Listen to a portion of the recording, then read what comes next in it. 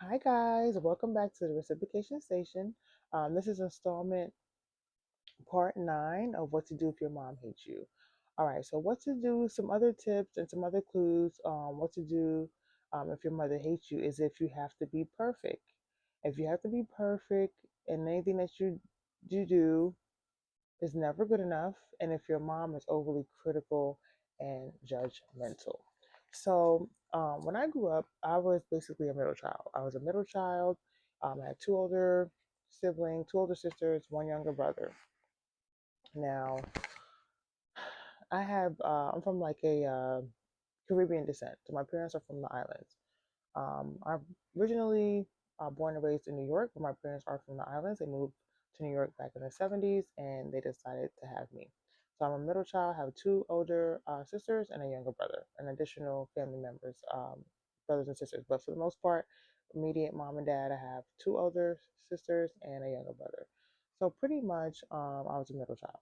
And so with me, everything I had to do was perfect. Perfect, perfect, perfect, perfect, perfect. I mean, if I breathed wrong, it was a problem. I couldn't make certain grades. Growing up in a Caribbean household, you have to be a lawyer, doctor, engineer, rocket science, neurophysicist, or astronaut, a pilot, a president, anything that pretty much you'd have to do of the highest caliber. Anything less than that, anything arbitrary, anything, artistic, eclectic was absolute no. If you're not an astrophysicist, you're a nobody as far as Caribbean parents are concerned. So for me, there was a lot of judgment, a lot of scrutiny placed on me to be like, the first physicist, the first astronaut in my family. My brother, he made D's and F's all day.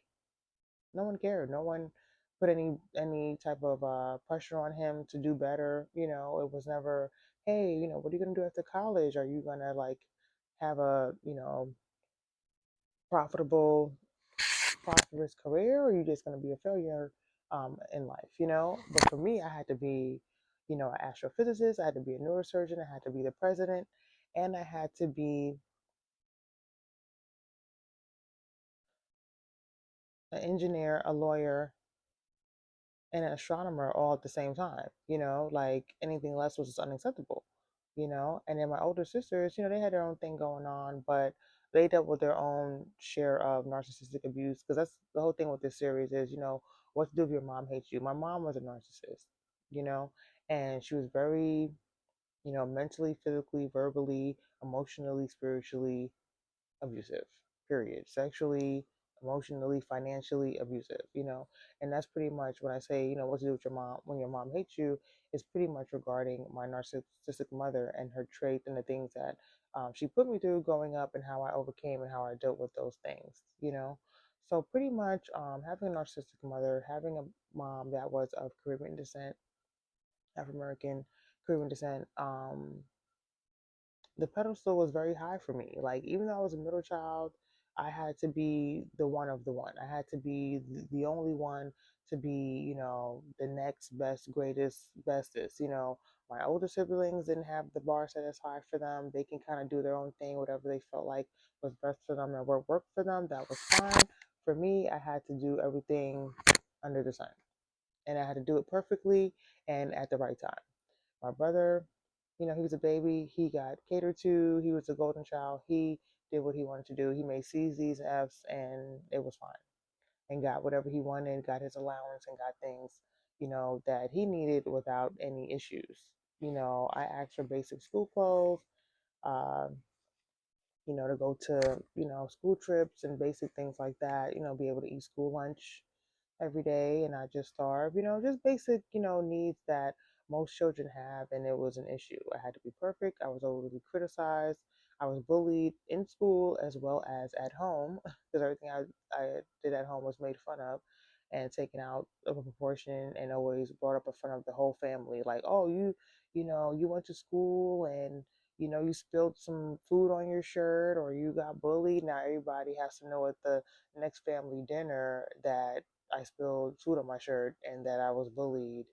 It's just like, I mean, give me a break. Like, so basically, long story short, what to do if your mom hates you? If you deal with a mom that is very overly judgmental, overly opinionated, very cynical, as well as there's a lot of perfectionism. Like, you have to be perfect, you have to be an astrophysicist, you have to be a neurologist, you have to be, the next president, or else you're a failure in life. So what I did to overcome those things was, I mean, it took me a while. Like, it took me to at least like my mid 20s, almost my 30s, to really like try not to live up to this super standard, So, it really did affect me in a lot of ways, especially in my career as I got older, because a lot of things I was doing was for my mom. It wasn't necessarily for me. Like, I chose the things I wanted to do was more artistic. They weren't just your run of the mill.